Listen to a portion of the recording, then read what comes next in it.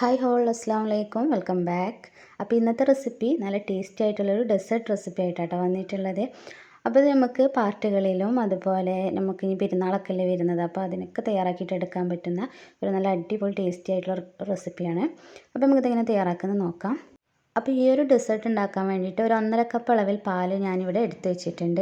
അപ്പോൾ ഇത് ഒട്ടും വെള്ളം ചേർക്കാതെ എടുത്ത് വെച്ചിട്ടുള്ള പാലാണ് കേട്ടോ. ഇതിലേക്ക് ഞാനൊരു 1.5 ടേബിൾ സ്പൂൺ അളവിൽ കോൺഫ്ലവർ പൗഡർ ചേർത്തെടുത്തിട്ടുണ്ട്. പിന്നെ നമുക്ക് മധുരത്തിന് ആവശ്യമായിട്ടുള്ള പഞ്ചസാര ചേർത്ത് കൊടുക്കാം. അപ്പോൾ ഞാനിതിലേക്കൊരു 3 ടേബിൾ സ്പൂൺ അളവിൽ പഞ്ചസാര ചേർത്ത് കൊടുത്തിട്ടുണ്ട് കേട്ടോ. അപ്പോൾ മധുരം കൂടുതൽ വേണമെങ്കിൽ അതിനനുസരിച്ച് ചേർത്ത് കൊടുക്കാവുന്നതാണ്.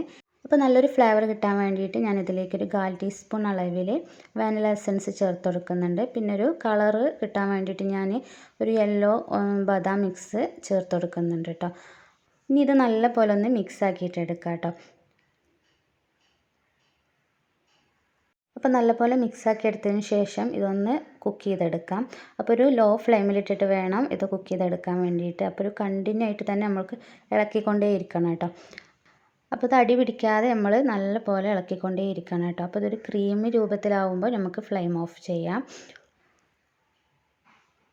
ഇനി നമുക്കിതൊന്ന് തണുക്കാൻ വേണ്ടിയിട്ട് മാറ്റി വെക്കാം കേട്ടോ. ഇനി വേണ്ടത് പൈനാപ്പിളാണ്. പൈനാപ്പിൾ ഒന്ന് വേവിച്ചിട്ടെടുക്കണം കേട്ടോ. അപ്പോൾ പൈനാപ്പിൾ ഇതുപോലെ ചെറുതാക്കി കഷ്ണങ്ങളാക്കി എടുത്തിട്ടുള്ളതാണ്. അതിൻ്റെ കൂടെ തന്നെ നമുക്ക് മധുരത്തിന് ആവശ്യമായിട്ടുള്ള പഞ്ചസാരയും കൂടി ചേർത്ത് കൊടുക്കാം. അപ്പോൾ ഞാനിതിലേക്കൊരു 1/4 കപ്പ് അളവിൽ പഞ്ചസാര ചേർത്ത് കൊടുത്തിട്ടുണ്ട് കേട്ടോ. ഡെസേർട്ട് ആകുമ്പോൾ നല്ല മധുരം വേണമല്ലോ. ഇനി നമുക്ക് നല്ലപോലെ ഒന്ന് വേവിച്ചിട്ടെടുക്കണം.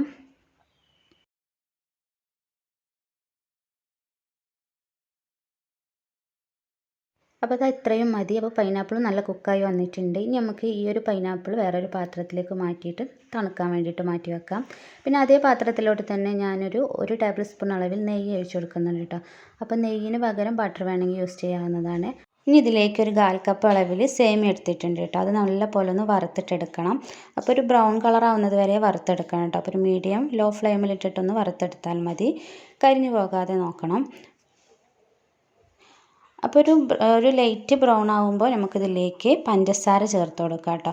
അപ്പോൾ ഒരു 3-4 ടേബിൾ സ്പൂൺ പഞ്ചസാര ചേർത്ത് കൊടുക്കാം. അപ്പോൾ പഞ്ചസാര ചേർത്ത് കൊടുത്തതിന് ശേഷം ഒരു 3 മിനിറ്റ് ഒന്ന് മിക്സ് ചെയ്തെടുത്താൽ മതി കേട്ടോ.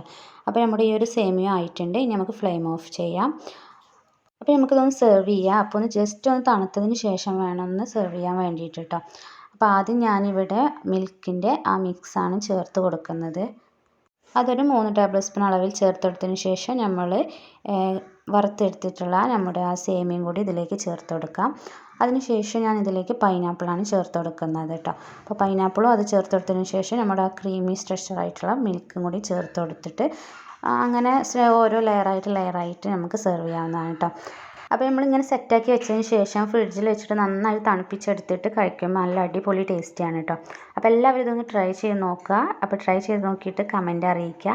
ഇഷ്ടപ്പെട്ടാൽ ലൈക്ക് ചെയ്യാനും അതുപോലെ ഷെയർ ചെയ്യാനും സബ്സ്ക്രൈബ് ചെയ്യാത്തവർ ആരെങ്കിലും ഉണ്ടെങ്കിൽ സബ്സ്ക്രൈബ് ചെയ്യാനൊന്നും മറക്കരുത്. അപ്പോൾ ഇൻഷാ അല്ലാഹ് വീണ്ടും ഒരു നല്ലൊരു റെസിപ്പി ആയിട്ട് വരുന്നതാണ്. അസ്സലാമു അലൈക്കും.